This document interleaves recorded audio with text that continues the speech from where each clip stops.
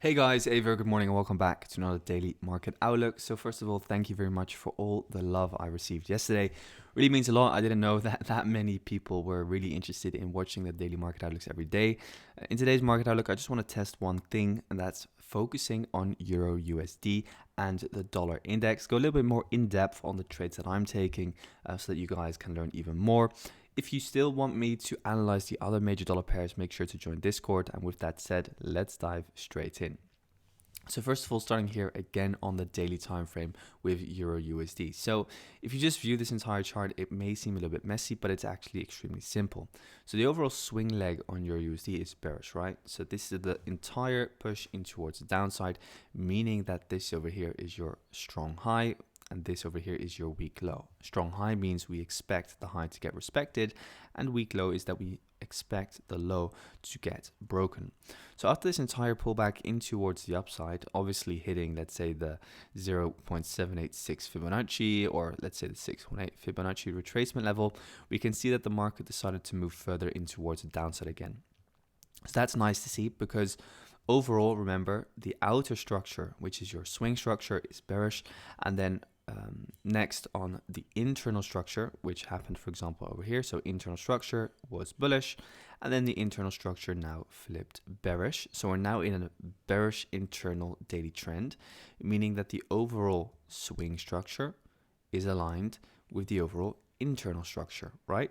So the internal structure, which is bearish, aligns with the overall bearish swing structure, which is good because that means that we're fully bearish on the daily time frame. Now, focusing on the current internal daily structure, which is bearish, it's from that high in towards this low. So what we're now looking at is an impulse down, a correction, and now obviously we're looking for an impulse down again. That overall correction happened with a nice 1, 2, 3, and that is also an indication that the market is often ready to head down lower. So then, how do we know that the market is ready to head down lower once we kind of made that third trendline touch? Well, that was after a change of character over here. So you can see change of character high, boom, breaks the change of character low.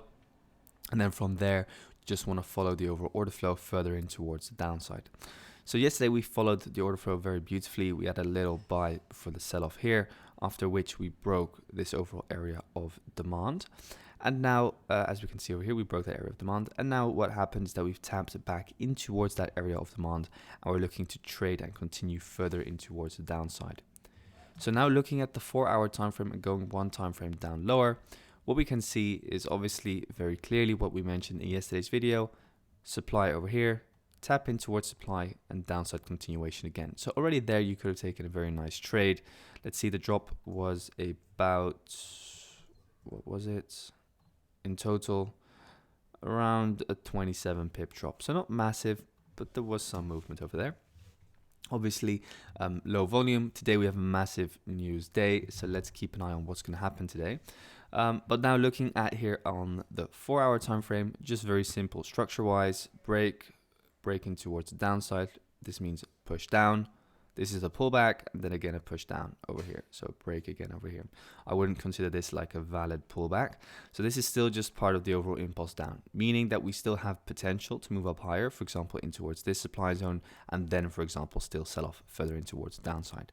The reason why I'm not looking for a full-blown reversal over here is because if we look left, there's no clean area of demand, indicating that the market is really ready to reverse in towards the upside whatsoever. What I'm monitoring at the moment is kind of like the corrective nature, which we're seeing here now. Maybe we get kind of like a one low, second low, and then a third low, then maybe a correction up higher back in towards that supply zone. But for now, obviously, we're focusing on supply and the overall supply chain. This at the moment is your supply zone. So this over here is our current order flow slash fractal order flow slash fractal supply, whatever you want to call it. So this supply zone over here should now push price down lower. That is what ultimately makes sense without there being any kind of like clean area of demand to our left. Let's say the next kind of like liquidity low is situated over here. So let's consider this to be 4-hour liquidity. And obviously you always want to see 4-hour liquidity get swept and maybe even a push in towards, let's say, this next area of demand. So that's what I'm looking here on the 4-hour for. So now let's go into the 15 and see what we can trade over there. So now looking at the 15, we can also see that the overall 15 minute is bearish as well. So we're coming from up top, and let me just clean it up a little bit for you guys. So we're coming from up top over here where we were bullish impulse, then bearish impulse down, pull back, bearish impulse down, pull back, bearish impulse down. So you can see big break of structure over here, smaller break of structure over here, mini break of structure over here. So the breaks of structures are getting smaller and smaller, which is very often an indication that the market is ready to kind of like shift its overall structure and make a potential pullback. Okay, so keep it in mind. Now looking at EURUSD this morning, this was the trade to take, and let me show you in a second. So we can see overall order flow is bearish. This is the swing high, this is the swing low here on the 15-minute time frame. And what we're now looking at is that we can see that we have coming in towards here our change of character over here, change of character over here. We get the push down, supply is then formed. And from this supply zone, you're then looking to sell off in towards the downside.